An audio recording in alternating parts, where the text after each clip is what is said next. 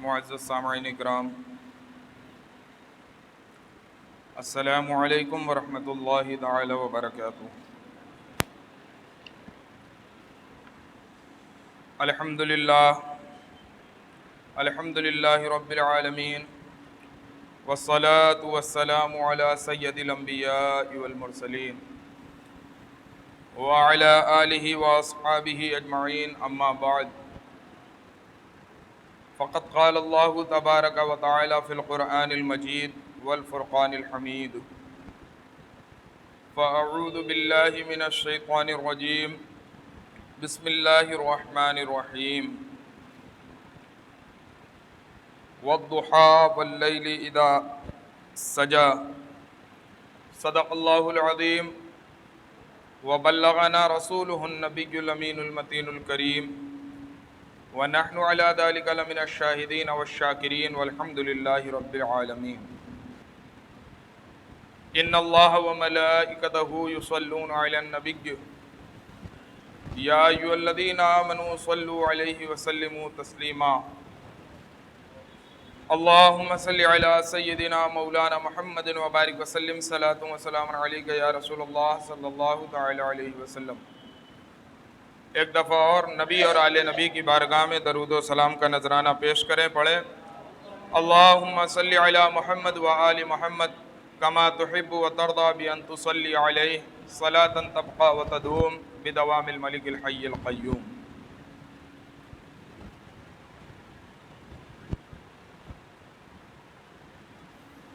رخ مصطفیٰ ہے وہ آئینہ کہ اب ایسا دوسرا آئینہ، رخ مصطفیٰ ہے وہ آئینہ کہ اب ایسا دوسرا آئینہ، نہ ہمارے بزم خیال میں نہ دکان آئینہ ساز میں، نہ ہمارے بزم خیال میں نہ دکان آئینہ ساز میں۔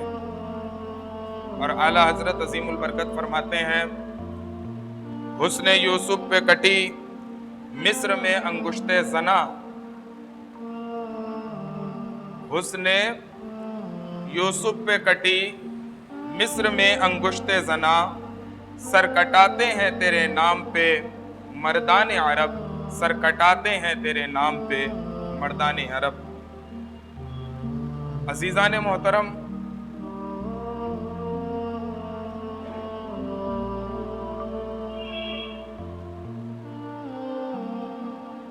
نبی کریم صلی اللہ تعالی علیہ وسلم کا سراپا اللہ رب العزت نے اس طرح سے بنایا اور ایسے تخلیق فرمایا کہ نہ آپ جیسا آپ سے پہلے کوئی تھا اور نہ آپ جیسا آپ کے بعد کوئی۔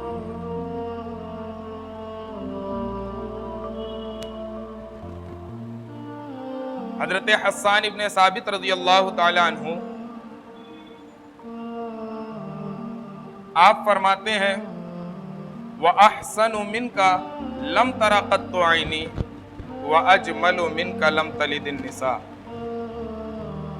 یا رسول اللہ صلی اللہ علیہ وسلم، آپ سے زیادہ حسین، آپ سے زیادہ جمیل، آپ سے زیادہ خوبصورت، آپ سے زیادہ خوبرو میری آنکھوں نے اس دار فانی میں کسی کو نہیں دیکھا۔ آپ کے حسن کے بعد میری آنکھوں نے کوئی ایسا حسین آج تک دیکھا نہیں ہے۔ وَأَجْمَلُ مِنْكَ لَمْ تَلِدِ النِّسَاء، اور اس کی وجہ کیا ہے؟ تو حضرت حسان ابن ثابت فرماتے ہیں کہ یا رسول اللہ، جو میری آنکھوں نے آپ سے زیادہ حسین نہیں دیکھا تو اس میں میری آنکھ کا قصور نہیں ہے، بلکہ اس کی وجہ یہ ہے کہ آپ سے زیادہ حسین اور خوبرو آج تک کسی ماں نے جنا ہی نہیں۔ تو حضرت حسان ابن ثابت سرکار کے حسن کی منظر کشی کرتے ہوئے فرماتے ہیں، اور اس سے آگے کوئی بات ہو ہی نہیں سکتی، وَأَحْسَنُ مِنْكَ لَمْ تَرَ قَطُّ عَيْنِي وَأَجْمَلُ مِنْكَ لَمْ تَلِدِ النِّسَاء۔ کہ محبوب آپ سے زیادہ حسین میری آنکھوں نے نہیں دیکھا، اور اس کی وجہ یہ ہے کہ آپ سے زیادہ حسین و جمیل آج تک کسی ماں نے جنا ہی نہیں، اور جب کوئی جنا ہی نہیں ہے تو میری آنکھیں آپ سے حسین دیکھ کیسے سکتی؟ اب پھر اس کے آگے بھی کہ کسی ماں نے جنا کیوں نہیں آپ سے زیادہ حسین، تو آپ فرماتے ہیں خلقت مبرأ من کل عیب کأنک قد خلقت کما تشاء۔ یا رسول اللہ صلی اللہ علیہ وسلم، اللہ رب العزت نے آپ کو ہر عیب سے پاک پیدا فرمایا ہے۔ یہ کون کہہ رہا ہے؟ صحابی رسول صلی اللہ علیہ وسلم کہہ رہے ہیں۔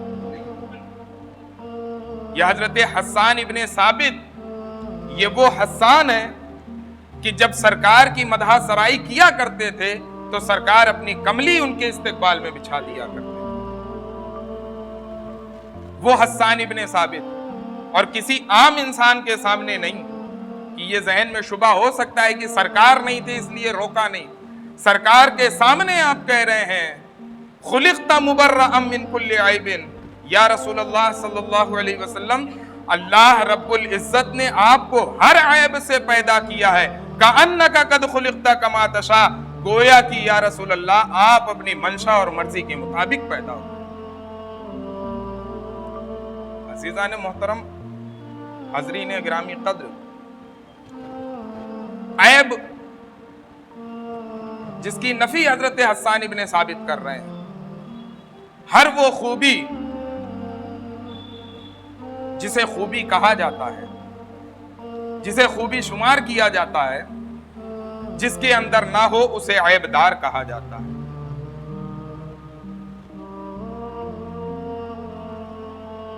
سرکار دو عالم صلی اللہ علیہ وسلم کو اللہ رب العزت نے ہر خوبی کا جامع بنا کر بھیجا ہے۔ اب اگر کوئی آپ کے اندر نقص تلاش کرتا ہے تو گویا وہ سرکار کی ذات میں نہیں بلکہ اپنا نقص ظاہر کر رہا ہے، کیونکہ سرکار کے سامنے اس بات کی گواہی دی گئی ہے کہ آپ ہر عیب سے پاک پیدا کیے گئے ہیں، اور صرف پیدا ہی نہیں کیے گئے ہیں بلکہ آپ اپنی مرضی کے مطابق پیدا ہوئے ہیں۔ اللہ فرماتا ہے میں قادر مطلق ہوں، میرے سامنے کسی کی مرضیاں نہیں چلا کرتی ہیں، لیکن اللہ کا پیار سرکار سے ایسا، اللہ کی محبت سرکار سے ایسی کہ سرکار کو اپنی مرضی سے نہیں بنایا ہے بلکہ سرکار کو سرکار کی مرضی سے بنایا۔ خلقت مبرأ من کل عیب کأنک قد خلقت کما تشاء۔ یا رسول اللہ، آپ کو ایسے اللہ رب العزت نے بنایا ہے جیسا آپ پسند فرماتے تھے، جیسا آپ چاہتے تھے، جیسا نقش و نگار آپ چاہتے تھے، اللہ نے ویسا نقش و نگار آپ۔ عزیزان محترم، حسن کی بات چلی ہے، حسن رسول کی بات چلی ہے، تو جس آیت کریمہ کی میں نے تلاوت کی ہے اس کی تفسیر اور تفصیل میں جانے سے پہلے اس کا شان نزول سماعت فرمائیں کہ کس وجہ سے یہ آیت کریمہ نازل ہوئی۔ ایک زمانہ تھا کہ نبی کریم صلی اللہ علیہ وسلم پر جو وحی نازل ہوتی تھی، اللہ کا پیغام نازل ہوتا تھا، اللہ کا مبارک کلام نازل ہوتا تھا، وہ سلسلہ کچھ دن کے لیے رک گیا۔ جب کافروں نے دیکھا، منافقوں نے دیکھا کہ یہ رسول جو نبی ہونے کا دعویٰ کرتے ہیں، یہ محمد جو اپنے نبی ہونے کا دعویٰ کرتے ہیں اور یہ کہتے ہیں کہ میں خدا سے باتیں کرتا ہوں، خدا کا کلام مجھ پر نازل ہو رہا ہے، ایک زمانہ گزر گیا ہے کہ انہوں نے ایسی باتیں نہیں کی ہیں کہ مجھ پر خدا کا کلام نازل ہو، تو انہوں نے ایک تانا دینا شروع کر دیا سرکار کو کہ محمد کا رب معاذ اللہ محمد سے ناراض ہو۔ عزیزان محترم، نبی کریم کو ہر تکلیفیں دی گئیں، آپ نے ہر تکلیف برداشت کی، لیکن جب محبت کا تانا دیا جاتا ہے تو یہ ایسا ہوتا ہے جو انسان برداشت نہیں کر پاتا۔ جب کافروں کی جانب سے، منافقوں کی جانب سے سرکار دو عالم صلی اللہ علیہ وسلم نے اس تانے کو سنا کہ معاذ اللہ محمد کے رب نے محمد سے بات کرنا چھوڑ دیا ہے، انہیں چھوڑ دیا ہے بے یار و مددگار، تو آپ کا دل غمگین ہو گیا، آپ رنجیدہ ہو گئے، آپ کی طبیعت ملول خاطر ہو گئی. اللہ رب العزت نے دیکھا کہ میرا محبوب پریشان ہے, میرا محبوب غمگین ہے, میرا محبوب رنجیدہ ہے. فوراً کہا جبریل جاؤ میرے محبوب کے پاس اور اسے میرا پیغام سناؤ. اللہ تمہیں پیغام بھیجتا ہے والضحیٰ واللیل اذا سجا ما ودعک ربک وما قلی. اللہ نے پیغام بھیجا جبریل میرا محبوب رنجیدہ ہے, وہ محبوب جس کے لیے میں نے پوری کائنات بنا دی, کائنات کی رنگینیاں بنا دی. آج کافر اسے تانا دے رہے ہیں کہ میں نے اسے چھوڑ دیا ہے. جبریل جا کے بتا دو کہ محبوب تمہیں خدا نے نہیں چھوڑا ہے. خدا آپ سے ایسی ہی محبت کرتا ہے جیسے روزے ازل سے کر رہا ہے. یہ کافر جھوٹ بولتے ہیں. اور اللہ نے پیغام بھیجا کہ جبریل جا کر میرے محبوب کو یہ پیغام سنا دے والضحیٰ واللیل اذا سجا. عزیزان محترم, اگر آپ غور کریں گے, توجہ سے سنیں گے تو ایک لطیف اس میں جو اللہ رب العزت نے اشارہ کیا ہے بڑا لطف اندوز ہے.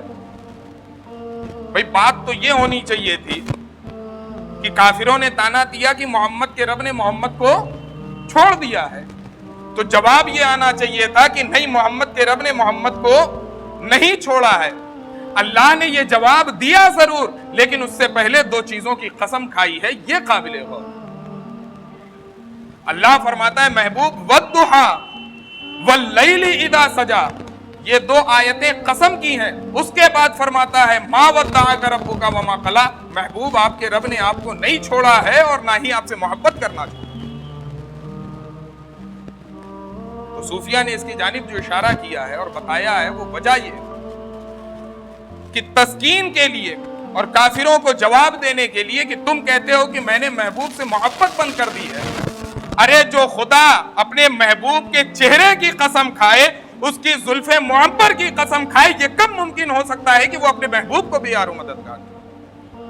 اللہ نے وہ بات کرنے سے پہلے کہ محبوب آپ کو نہیں چھوڑا ہے, پہلے محبوب کے رخ انور کی قسم کھائی, زلف معبر کی قسم کھائی, اس کے بعد فرماتا ہے محبوب آپ کے رب نے آپ کو نہیں چھوڑا.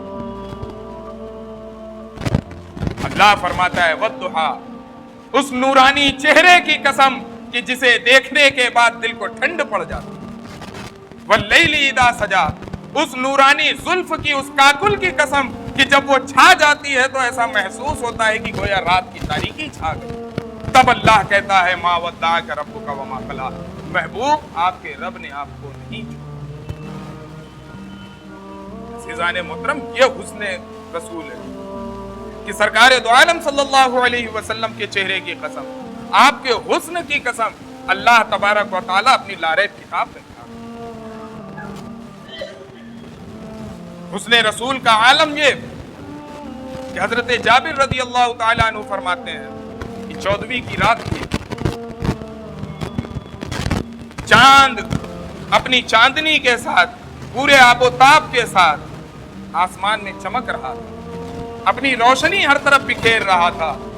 میں سرکار دو عالم صلی اللہ علیہ وسلم کی بارگاہ میں کبھی سرکار کے چہرے کو دیکھتا, کبھی اس آسمان کے چاند کو دیکھتا, کبھی سرکار کے چہرے کو, حسن کو دیکھتا, کبھی اس آسمان پہ اس چاند کے حسن کو دیکھتا, اور پھر آخر مجھے یہ کہنا پڑا اور میرے ایمان نے یہ گواہی دی کہ حسن رسول کے سامنے یہ 14ویں کا چاند بھی پھیکا.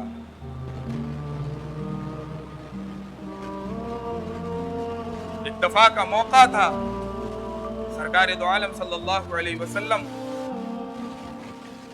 اپنی سب سے پیاری اور چہیتی بیوی اما عائشہ رضی اللہ تعالی عنہا کے پاس بیٹھے ہوئے اور حسن یوسف کا ذکر چل رہا. یوسف علیہ السلام کا قصہ اکثر لوگوں نے سنا ہوگا کہ اللہ رب العزت نے بڑا حسین اور جمیل حضرت یوسف کو بنایا. تو سرکار دو عالم صلی اللہ علیہ وسلم حضرت یوسف علیہ السلام کے حسن کی بات کر رہے تھے, آپ کے رخ انور کی بات کر رہے تھے, ان کی خوبصورتی کی بات کر رہے تھے. اما عائشہ رضی اللہ تعالی عنہ نے کہا یا رسول اللہ صلی اللہ علیہ وسلم, میرا ایمان ہے اس بات پر کہ یوسف حسین تھے, یوسف جمیل تھے, میرا ایمان ہے. دیکھیں حضرت عائشہ کی بھی سرکار سے محبت, آپ کہتی ہیں کہ یا رسول اللہ آپ حسن یوسف کا ذکر کر رہے ہیں، میرا ایمان ہے کہ یوسف حسین تھے، جمیل تھے، خوبرو تھے، خوبصورت تھے، لیکن یا رسول اللہ کیا آپ سے بھی زیادہ حسین؟ یہ حضرت عائشہ رضی اللہ تعالی عنہ سرکار سے پوچھتی ہیں، یا رسول اللہ آپ یوسف کے حسن کی بات کر رہے ہیں، لیکن میں عائشہ آپ سے پوچھتی ہوں کہ کیا یوسف کا حسن آپ سے بھی زیادہ تھا؟ کیا یوسف آپ سے بھی زیادہ حسین تھے؟ سرکار دو عالم صلی اللہ علیہ وسلم نے فرمایا کہ عائشہ یوسف کا حسن صبیح تھا، میں ابھی اس کی تفصیل کروں گا۔ عائشہ یوسف کا حسن صبیح تھا، میرا حسن ملیح ہے۔ یوسف صباحت والے تھے، میں ملاحت والا ہوں۔ فارسی کے کسی شاعر نے کہا ہے، از حسن ملیح خود شوریبہ جہاں کر دی، از حسن ملیح خود شوریبہ جہاں کر دی، ہر زخمیوں بسم اللہ مصروف فغاں کر دی، ہر زخمیوں بسم اللہ مصروف فغاں کر دی۔ یا رسول اللہ صلی اللہ علیہ وسلم آپ نے اپنے نمکین حسن سے، جو اللہ رب العزت نے آپ کو نمکین حسن عطا کیا ہے، آپ کے حسن میں ملاحت دی ہے، ملی حسن جو آپ کو عطا کی ہے، آپ نے اپنا حسن دکھا کر پورے عالم کو ایک حیرانگی میں مبتلا کر دیا۔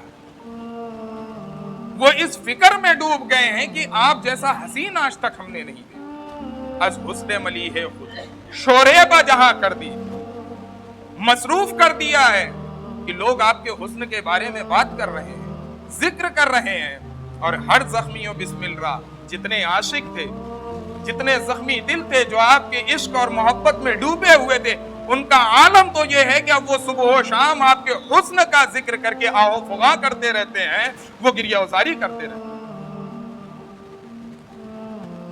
یہ ملیح کیا ہوتا ہے، صبیح کیا ہوتا ہے، اس کو سمجھ لیں گے تو آپ کو سمجھ میں آ جائے گا کہ یوسف کا حسن کیسا تھا اور سرکار کا حسن کیسا تھا۔ صبیح یہ میٹھا ہوتا ہے، کیسا ہوتا ہے؟ میٹھا ہوتا ہے، اور ملیح یہ نمکین سے بنا ہے۔ جس کا حسن ملیح ہو، ملاحت والا ہو، تو اس کے حسن میں نمکینی پائی جاتی ہے۔ آپ اس کو یوں سمجھ لیں کہ ایک انسان کتنا بھی میٹھا کھانے کا عادی ہو، وہ کتنا ہی زیادہ میٹھا کیوں نہ کھاتا ہو، لیکن کچھ دیر بعد اس کی طبیعت بھر جاتی ہے، اب اور میٹھا اس سے کھایا نہیں جاتا ہے، کتنا بھی زیادہ وہ میٹھا کھانے والا ہو۔ لیکن نمکین کی یہ تاثیر ہوتی ہے کہ انسان کتنا ہی کھا لے اس کی طبیعت کبھی نہیں بھرتی ہے۔ تو یوسف کا حسن ایسا تھا کہ ایک دفعہ دیکھ لیتے تھے طبیعت بھر جاتی تھی۔ سرکار کا حسن ایسا تھا کہ نگاہ پڑتی تھی لیکن طبیعت نہیں بھرتی تھی، بلکہ ہمیشہ ہمیشہ سے دیکھنے کی طبیعت۔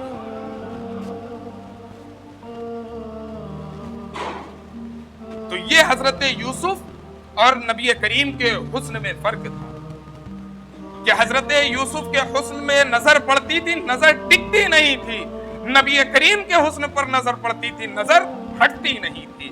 یہ فرق تھا حضرت یوسف کے حسن میں اور سرکار دو عالم صلی اللہ علیہ وسلم کے حسن میں۔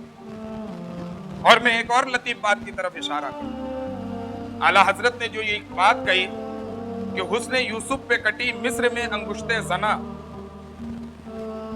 آپ نے پڑھا ہوگا کہ جب حضرت یوسف کا حسن بے پردہ ہوا اور آپ کے حسن کا جلوہ دکھایا گیا تو جو زنان مصر تھی، مصر کی عورتیں تھیں، ان کی انگلیاں کٹ گئیں، وہ حسن یوسف پہ اس قدر کھو گئی تھیں، آپ کے حسن میں ایسی وہ محو ہو گئی تھیں کہ انہیں یہ بھی نہیں پتا چلا کہ میرے ہاتھ سے کب سیب کٹ گیا اور ہماری انگلیاں کب کٹ گئی۔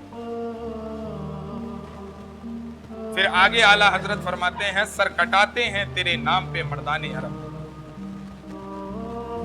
اعلیٰ حضرت نے جو اس میں اس بات کی طرف اشارہ کیا ہے کہ حسن یوسف دیکھ کر جو عورتوں نے انگلی کاٹی تو وہ اپنی مرضی سے نہیں کاٹی، وہاں ان کے اختیار کا دخل نہیں تھا، حسن یوسف پہ کٹ گئی انگلی، انہیں خبر نہیں تھی، انہوں نے اپنے اختیار سے نہیں کاٹی ہے.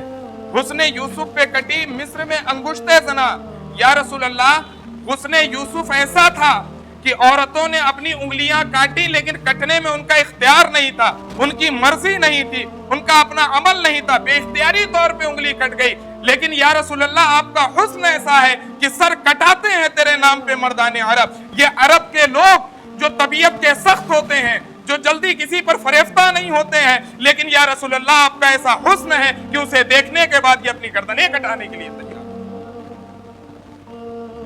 عورتیں طبیعت کی نرم ہوتی ہیں, وہ جلدی کسی کو اپنا دل دے بیٹھتی ہیں, وہ جلدی کسی سے محبت کر بیٹھتی ہیں, لیکن انسان کی طبیعت میں مرد کی طبیعت میں سختی ہوتی ہے.